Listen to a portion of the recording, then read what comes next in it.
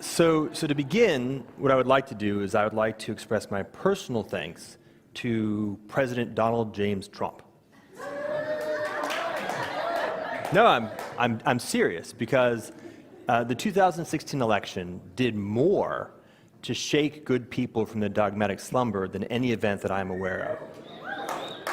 Yeah, it's actually been a very big deal. I've felt a significant increase in energy, a significant increase in a willingness to accept the fact that the best way to describe our current circumstances is that shit is fucked up.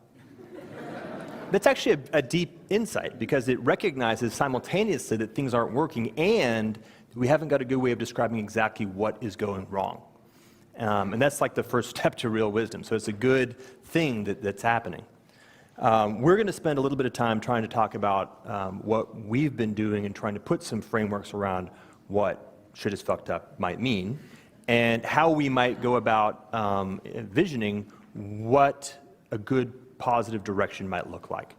And I'm going to start, I think, with just a short piece, and then Daniel will go into some depth on the nature of the problem, and then Forrest will actually introduce us to an example of what a piece of the solution likely looks like, and something that he calls transcendental design.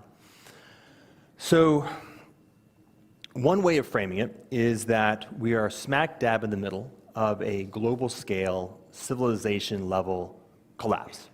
Now, if we do our job right, it will be a transition to something else, but right now collapse is a good way of thinking about what's happening. And what I mean by global scale is that for the very first time in human history, starting somewhere maybe in the 80s, all human beings were roughly entrained in a single civilization framework.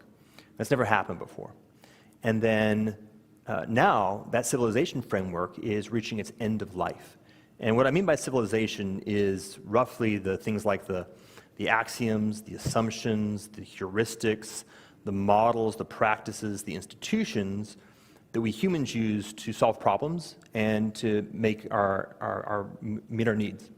So whether this means things like go to college, or get a job at a company and get paid money to buy food, or go to a grocery store to get food, right? These are all the things that our civilization produces to allow us to solve problems and get our needs met.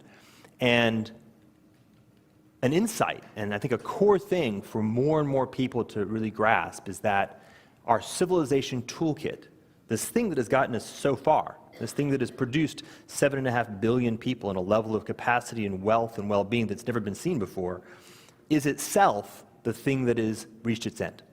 It just can't solve the problems that we're facing. And by the way, it's also falling apart under its own terms, but that's a different conversation.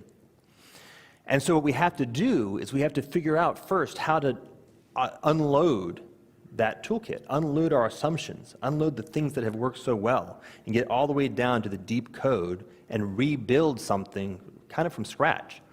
And we're going to have to do this very rapidly. So this involves something that we've never done before as a people. Right? It's going to require a level of vision. It's going to require a level of communion. It's going to require a level of peace that is, largely is considered to be fiction or prophecy. And now it's not. Now it is, in fact, minimum necessary requirements, which is kind of an interesting thing. Sometimes I find myself sitting, Daniel and I work together in a business, and sitting in the room having a conversation about businessy things, and I'll just reflect and say, gosh, last night I was having conversations with people that it's quite likely within the next 7 years our oceans will just be dead. And that's the clock. These are the things that we're dealing with. And we were talking outside that Daniel wants to make sure that as we're communicating, that people are left here with a sense of empowerment and not a sense of panic or fear. And what I'd like to convey is a sense of resolve, which is recognize that we must in fact actually step in, and that fear and panic, although they may be a very natural response, just aren't a useful response. Okay, so that's that part. Now, I think most of what we're going to be talking about is actually pretty intellectual. That is not to say that we believe that the solution is in fact even largely intellectual. There's a piece for the mind to play. But in fact, some of the questions that came from Facebook, the basic answer